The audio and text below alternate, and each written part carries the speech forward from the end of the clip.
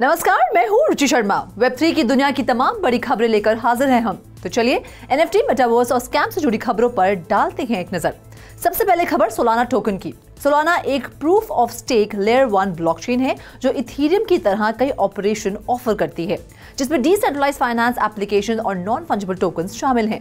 जैसे ही सोलाना एक break point event खत्म हुआ, कॉइन की बुलिश प्राइस मूवमेंट खत्म हो गई। इस खबर के बावजूद कि गूगल क्लाउड सोलाना वैलिडेटर चलाना शुरू कर देगा, स्पीडी लेयर 1 ब्लॉकचेन का सपोर्ट करने वाला कॉइन डबल डिजिट से नीचे आ गया।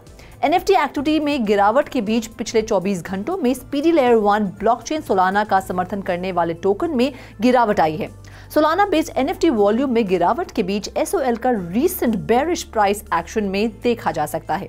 बढ़ते हैं आगे। एनएफटी की दुनिया से जुड़ी दूसरी खबर टूरिज्म और हॉस्पिटैलिटी इंडस्ट्री से है। बियॉन्ड इमेजिनेशन टेक्नोलॉजीज को हाल ही में अपने blockchain technology driven NFT souvenirs के लिए अपना फर्स्ट ब्रेक थ्रू इंडस्ट्री मिला है, जिसमें मेफेयर होटल्स एंड रिजॉर्ट ने अपने मेहमानों को एनएफटी सुवेनियर्स और लॉयल्टी बैजेस के साथ रिवॉर्ड किया है। ऐसा करते हुए ग्रुप की लग्जरी बीच प्रॉपर्टी मॉर्जिम गोवा में मेफेयर ऑन सीन एनएफटी पेश करने वाली देश की पहली प्रॉपर्टी बन गई है।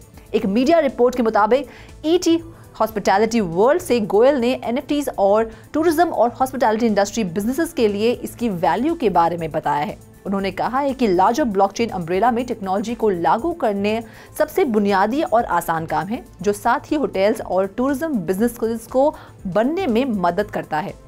और अब मेटावर्स से जुड़ी खबरों के लिए चले करते हैं विशाखा का रुख। Over to you Vishakha. एक सीनियर एग्जीक्यूटिव ने कहा है कि एचटीसी कॉर्प कंज्यूमर मार्केट और एंटरप्राइज मार्केट दोनों में वर्चुअल रियलिटी टेक्नोलॉजी के इस्तेमाल को पॉपुलर बनाने के लिए कदम उठाएगी, जो कि मेटावर्स में बेहतर टैप करने के लिए ब्रॉडर पुश है। हॉट टेक बज़वर्ड के रूप में मेटावर्स एक शेयर्ड वर्चुअल एनवायरनमेंट और ऑगमेंटेड रियलिटी सहित टेक्नोलॉजीज द्वारा बनाए गए डिजिटल स्पेस को संदर्भित करता है। एचटीसी के कॉर्पोरेट वाइस प्रेसिडेंट चार्ल्स युआंग ने कहा है कि remote conferencing, training, education, health care, design और एग्जीबिशन जैसे सेगमेंट्स की एक वाइड रेंज में वीआर डिवाइसेस की मांग बढ़ रही है और कोविड-19 पैंडेमिक ने वीआर इक्विपमेंट के एप्लीकेशन को बढ़ावा दिया है। वहीं दूसरी खबर मेटावर्स में मौजूद इलीगल गैम्बलिंग ऑपरेशन में हुई कार्रवाई से जुड़ी है।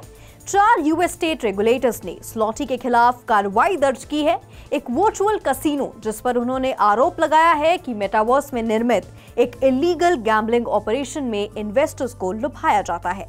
टेक्सास, केंटकी, अलाबामा और न्यू जर्सी रेगुलेटर्स के अनुसार स्लॉटी ने यूएस और उसके बाहर के इन्वेस्टर्स को 10,000 से ज्यादा एनएफटीज बेचे हैं।